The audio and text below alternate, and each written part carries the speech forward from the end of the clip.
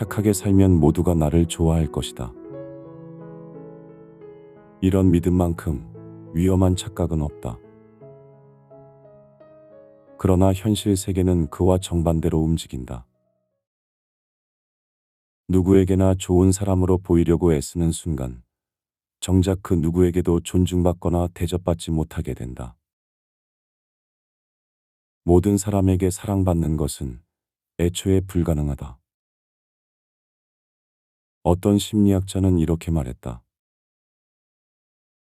인생에서 당신을 좋아하는 사람은 30%, 당신에게 무관심한 사람은 50%, 그리고 나머지 20%는 당신을 싫어한다는 것이다. 그런데도 왜 모든 사람의 인정에 목매는가? 현실은 냉혹하다. 착한 사람 콤플렉스에 빠져 남의 비위를 맞춰가며 갈등을 피하기만 한다면 돌아오는 것은 따뜻한 편안함이 아니라 쓰라린 상처뿐이다. 누구에게나 친절한 사람은 싸구려로 취급당하며 오히려 스스로를 파괴할 가능성이 커지게 된다. 이것이 착한 사람이 겪게 되는 배신이다. 이제 착한 사람의 함정에서 벗어날 용기를 가져야 한다. 모두에게 사랑받으려는 욕망이 어떻게 당신을 망치고 있는지 불편하지만 냉정한 진실을 마주해야 한다. 세상에 대한 새로운 시각이 필요하다. 착하다는 것이 이상적인 품성이 될 수 없다. 무작정 베풀기만 하는 친절은 영양가 없는 달콤한 독과 같다. 순간의 달콤함으로 모든 이에게 잘해주면 스스로의 에너지를 고갈시키고 만다. 당신의 호의는 무한 자원이 아니다. 곳간의 곡식을 아무에게나 퍼주기만 하면 정작 당신 자신이 굶주리게 된다.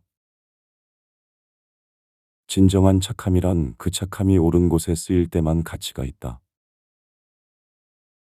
필요로 하지도 않는 상대에게 당신의 헌신을 낭비하지 말라. 착함을 멀리하고 적절한 경계심을 갖는 것이 때로는 건강한 울타리가 된다. 울타리가 없는 집은 누구에게나 짓밟히고 털리기 쉽다. 마찬가지로 경계심이 없는 사람은 타인의 요구에 무방비로 휘둘린다. 부탁을 거절하지 못하고 싫어도 좋은 척 지내다 보면 결국 자신의 마음만 골마 터진다. 타인과의 경계를 설정하는 것은 타인을 밀어내는 이기심이 아니다. 적절한 경계의 설정은 나를 지키면서 스스로를 존중하는 출발점이 된다. 그리고 동시에 타인과의 건강한 거리를 확보하는 안전지대가 된다. 독일의 심리학자인 롤프 젤리는 다음과 같이 말했다. 명확한 경계를 세웠을 때의 관계가 오히려 서로의 생각과 취향을 존중하는 방향으로 발전한다는 것이다. 무너지는 것은 관계가 아니라 경계심 없이 쌓였던 오해와 불만이다. 존중은 남에게만 필요한 덕목이 될 수 없다. 오히려 존중은 거울이자 부메랑이다. 내가 나를 하찮게 여기면 남들도 나를 하찮게 대한다. 착한 척하며 잘못한 것도 없는데 습관적으로 사과하고 자신을 낮추는 행동은 스스로를 욕보이는 일이다. 진정한 존중은 자기 자신에게도 똑같이 적용되는 법칙이다. 심리학자 알프레드 아들러는 인간 대부분의 고민이 결국 대인관계에서 비롯된다고 보았다. 그는 말했다. 남에게 인정받지 않아도 괜찮다고. 오히려 남이 나를 어떻게 보는가는 그 사람이 신경 쓰면서 부담해야 하는 일종의 과제와 같다고 말했다. 타인의 시선에 내 인생을 억지로 끼워 맞추는 순간 내 삶은 무대 위에서 춤을 추는 꼭두각시로 전락한다. 심리학자 아들러는 이를 단호히 끊어내라고 조언한다.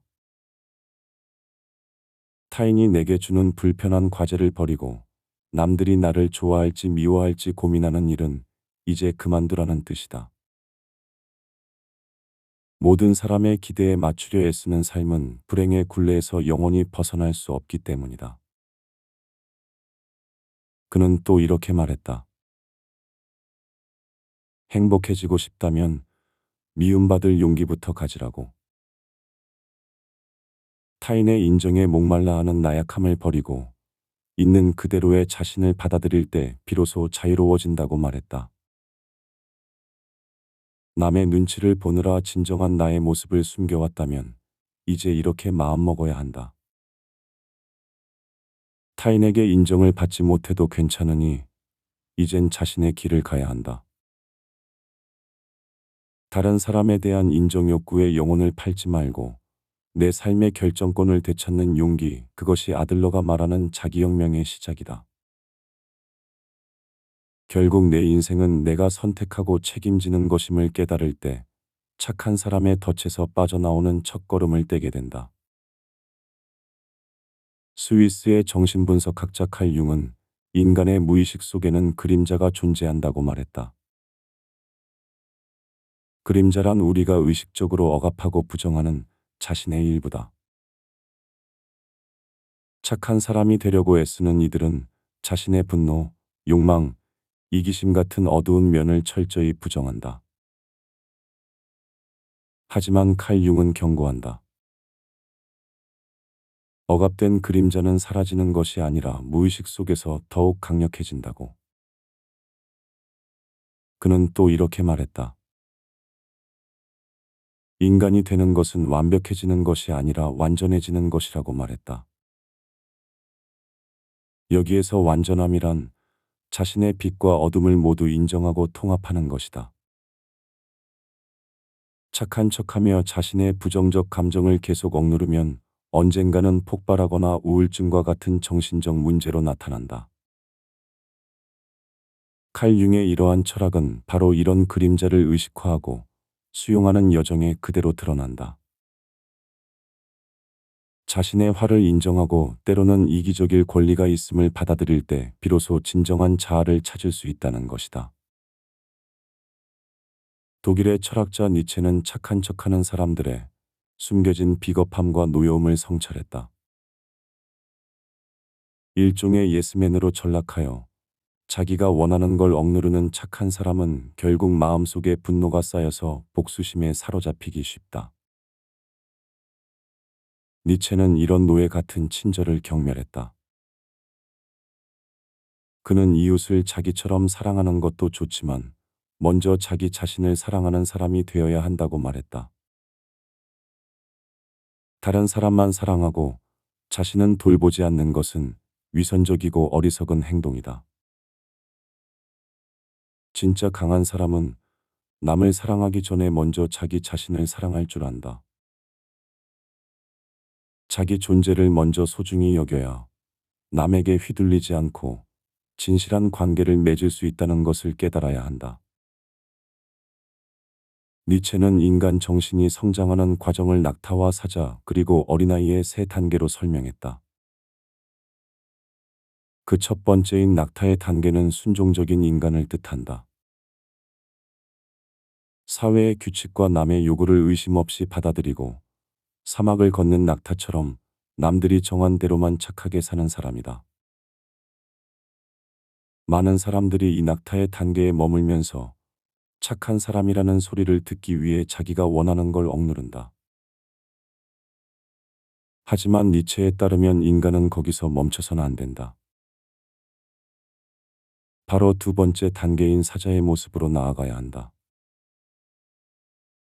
사자는 아니오라고 말할 수 있는 용기의 상징이다. 자신이 믿지 않는 것에 당당히 맞서고 더 이상 대중의 천박한 도덕에 휘둘리지 않는 독립적인 존재다. 미국의 사회심리학자 브레네 브라운은 완벽주의는 수치심이 만든 갑옷이라고 말했다. 착한 사람 콤플렉스에 빠진 사람들도 비슷한 갑옷을 입고 있다. 거절당하거나 미움받을까 봐 두려워서 진짜 자신을 숨기고 갑옷을 입거나 또는 가면을 쓴다. 하지만 심리학자 브라운은 용기란 불완전함을 드러내는 것이라고 말했다.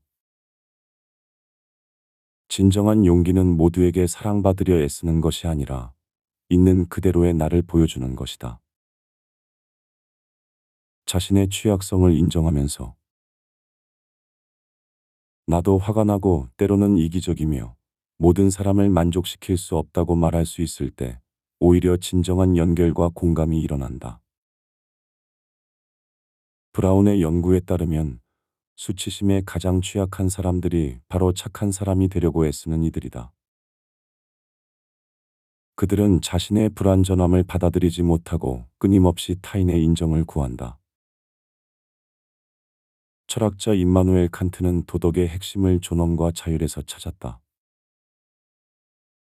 그는 자신에게나 다른 모든 사람에게 있어서 인간성을 언제나 목적으로 대하고 결코 수단으로만 이용해서는 안 된다고 강조했다. 여기서 말하는 인간성에는 타인뿐만 아니라 자기 자신도 포함된다. 늘 남을 만족시키려고 자기를 희생하는 사람은 겉으로는 선량해 보이지만 사실 자신의 인간적 가치를 스스로 도구로 만들고 있는 것이다. 칸트는 성숙한 인간을 자율적인 존재라고 불렀다. 남의 명령이나 타인의 기대에 끌려다니지 않고 스스로 법칙을 세워서 그에 따르는 삶이 바로 존엄한 삶이라고 말했다. 사람들의 비위를 맞추느라 하고 싶지 않은 일을 하면서 속으로 눈물 삼키는 건 자기 내면의 이성을 배신하는 일이다. 실존주의 철학자 사르트르는 인간은 자유롭도록 저주받았다고 말했다. 우리는 매 순간 선택해야 하고 그 선택에 책임을 져야 한다. 착한 사람으로 사는 것도 선택이고 미움받을 용기를 갖는 것도 선택이다. 하지만 사르트르는 경고한다. 자기 스스로에 대한 기만에 빠지지 말라고 했다. 타인이 지옥이다라는 그의 말은 타인의 시선에 갇혀 자신을 잃어버리는 상황을 묘사한 것이다. 남들이 나를 어떻게 볼까 걱정하며 연기하는 삶은 사르트르가 말하는 나쁜 신념의 전형적인 모습이다. 진정성 있는 삶이란 타인의 기대가 아닌 자신의 자유의지에 따라 행동하는 것이다.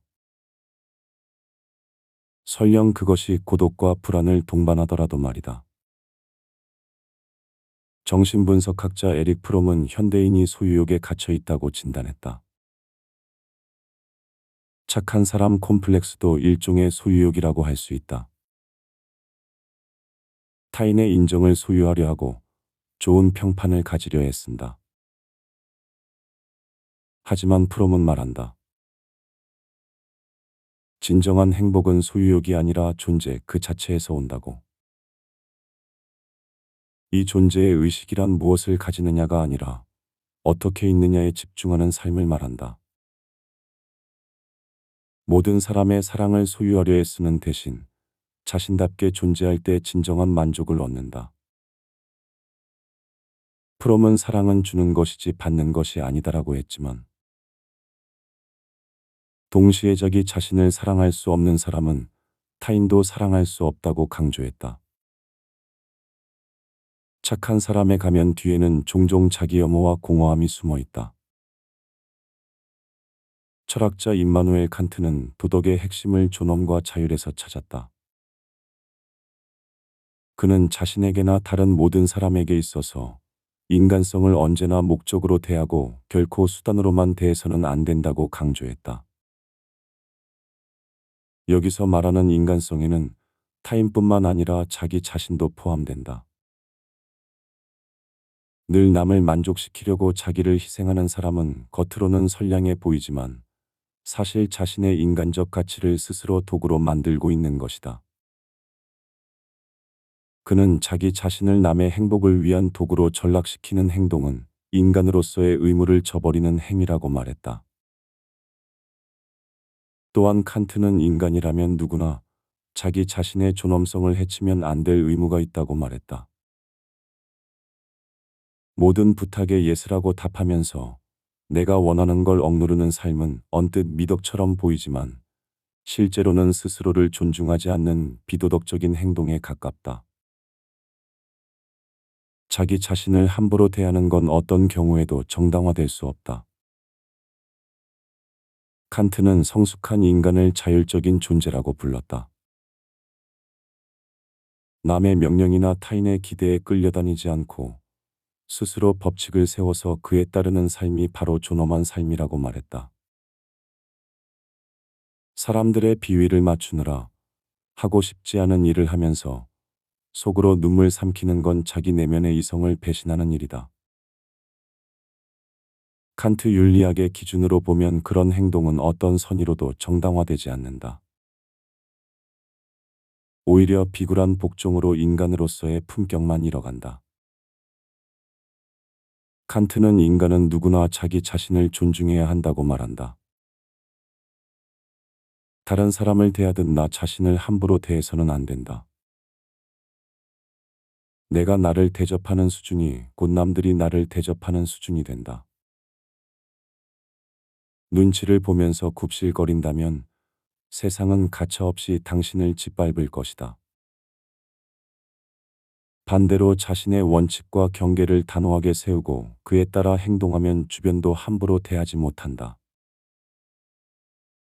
이것은 도덕 이전의 자기 자신에 대한 책임이다. 자신의 존엄을 지키는 차가운 용기 없이는 남의 존중도 얻을 수 없다는 걸 칸트는 일깨워준다. 끝까지 좋은 사람으로 남으면 무엇이 기다릴까? 아마도 그것은 겉으로만 그럴듯해 보이는 평화일지 모른다. 당장은 갈등을 줄일 수 있다. 그러나 그 대가는 혹독하다. 당신은 자기 자신을 잃어가고 남들은 점점 당신을 만만하게 볼 것이다. 겉으로는 웃고 있지만 속은 골마터져 분노와 우울에 시달릴지 모른다.